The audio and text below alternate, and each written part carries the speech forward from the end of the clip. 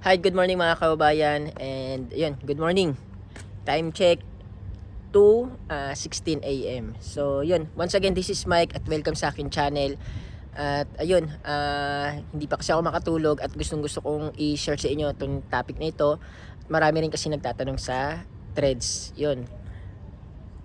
Ano ba yung practical? Ano ba yung mabibigay kong tips, no? So, may mga nagtatanong sa akin mga OFW na nakakausap ko. And kasi nagsi-share ako about sa mga savings, about investment, yung mga basic lang. So ito, kung isa ka sa mga OFW na wala ring idea kung paano magsisimula at saan ba magi-invest, saan magsi-save at ano yung basic at practical na dapat gawin. So ito, guidance na pwede mong sundan, no? So ayun, hindi ko napapatagalin. Ang number one is budgeting. Ito talaga yung lagi kong sinasabi rin na dapat matuto tayong mag-budget. As OFW, dapat alam natin kung saan napupunta yung pera natin, no? Yung pagbabudget, para maintindihan, maunawaan natin yung cash flow, yung pumapasok at lumalabas na pera sa atin, dapat matrack natin yan. Pag nasimulan mo na mag-track ng ng pera mo, as in talagang magugulat ka, and doon mo unti-unti maintindihan yung yung priority mo.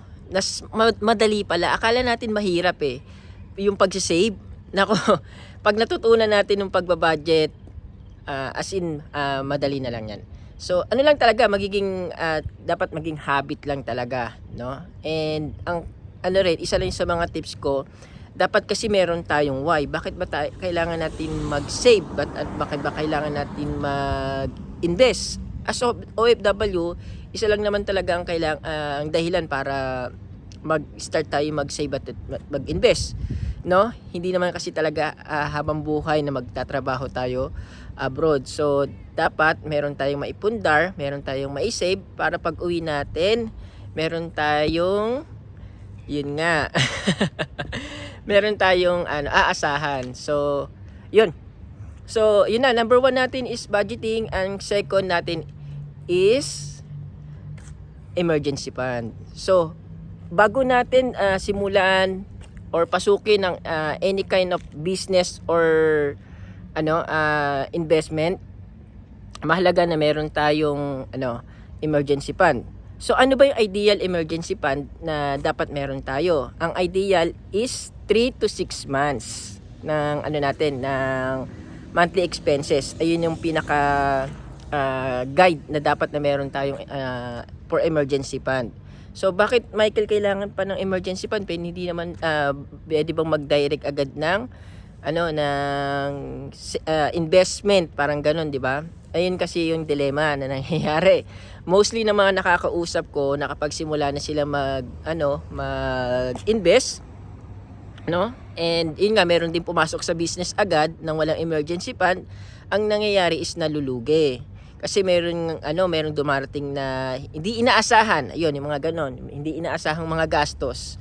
So, pag walang emergency fund, no, yung ininvest pwedeng mahinto or maibenta ng not in the right time. So, lugi, di ba? So, ayun ang kagandahan.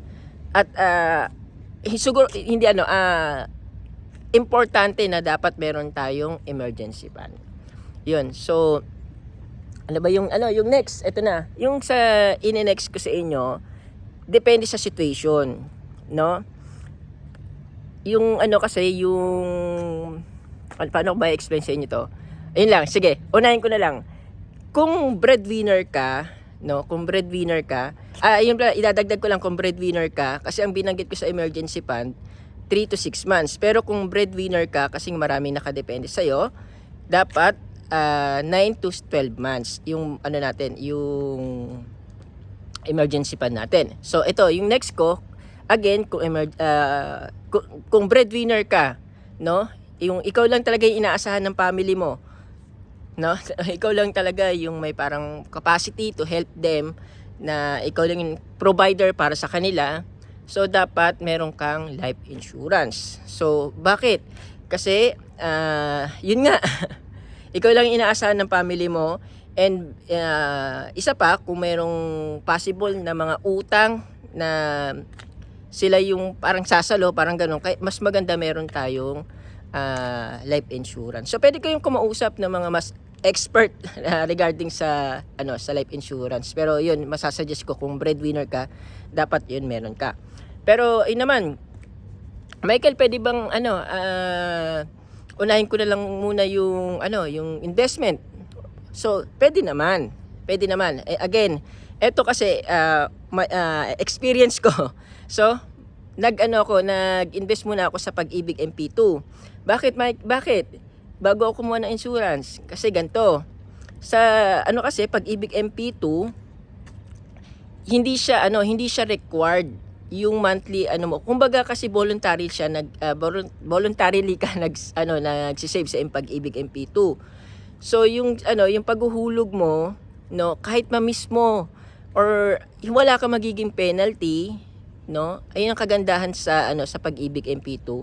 And lock-in kasi siya ng 5 years. So siguro naman after 5 years, no, meron na akong idea para dun sa pera na hinuhulog ko. So pwede ko pa siyang pwede na ako makapag add ng other investment, or ayun nga, yung meron na akong Pag-ibig MP2, kumuha na ako ng insurance. Then yung pinaka latest ko, meron pa nag-invest din ako sa stocks, sa REITs. So alam nyo kung alam nyo mainit dito sa Qatar. So grabe, dito may pinagpapawisan ako. So yun, balik tayo, and gusto kong ma-share sa inyo to kahit ganito mainit. Grabe yung pawis ko, no? So ayun, balik tayo. Yun, lang natin, recap lang tayo. Number 1, budgeting.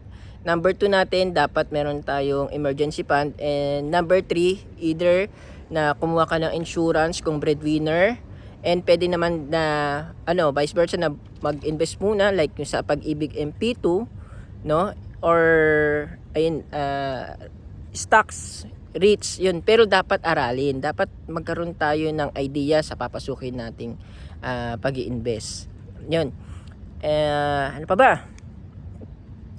Yung pinaka basic talaga sa akin, nung top 3 ko is budgeting, emergency fund, bago pumasok sa any kind of business or investment, para hindi masayang yung pera. Kasi along the way, pag marunong ka ng mag-budget and meron ka ng emergency fund, alam mo na yung dapat mong gawin sa pera mo, 'di ba? Then ayun nga, aarali mo kung saan mo ilalagay. Kasi pag may nakita mo yung amount ng pera mo na especially sa sa emergency fund, pag nakita mo, and pati yung sa Pag-ibig MP2, no, yung kasi pwede mo makita sa application yun ikaw na kusang mag-aaral kung saan mo ilalagay, kasi manghihinayang ka di ba? May gantong amount na ako, saan ko ba dapat to ilalagay? Kumbaga magiging yung awareness mo na ayoko ma-scam, syempre, di ba? Pinaghirapan ko to, nakita mo yung result ng ng pera mo, di ba? So ayun talaga, kailangan aralin natin. So ayun lang, guide ang ang tips ko lang, personal experience is yung budgeting. So, inulit ko ulit no? And emergency fund. Tapos tsaka kumuha ako ng Pag-ibig MP2, nag-invest ako sa sa stocks, sa REITs. 'Yun. And yung pinaka-latest ko, yung real estate. So, 'yun, meron na akong 2 property na nakuha. And continuous lang, diversify lang ng investment. And ayun pa pala, gusto kong idagdag. Nako. Kung meron kang utang, meron kang pinag-uutangan, grabe experience ko diyan, talaga na-stress ako. Unahin muna natin 'yung bayaran muna natin 'yun. Halimbawa kung may mga pinag-uutangan kayong mga kaibigan, kakilala, di ba? Or unahin natin, bayaran natin 'yon. And especially kung sa mga lending, no? Kasi mataas ang ang interest. So kailangan talaga mabayaran 'yon. And ayun, pag matuto tayong mag-budget, mas mas mamapadali tayo doon sa mga priorities, mga ganun. And siguro yun lang, guys. Naka 10 minutes tayo. And maraming salamat. And once again, this is Mike, OFW dito sa Qatar. At yun, gusto ko maging series or continuous tong pag-upload ko, pagbibigay ng tips for savings, investment. And abangan nyo yung next video ko. No? Meron na agad no? And kasi masyadong mahaba pag idadagdag ko dito. Ayun kasi is about sa digital bank, no? Kung bakit mas magandang ilagay. Ayun, binigyan ko kayo ng ng idea kung bakit magandang ilagay ang emergency fund dito sa digital bank, kasi yung comparison talagang grabing mas mas maganda compared sa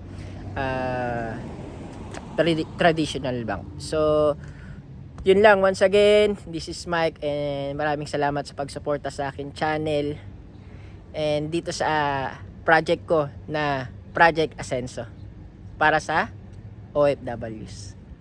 Peace.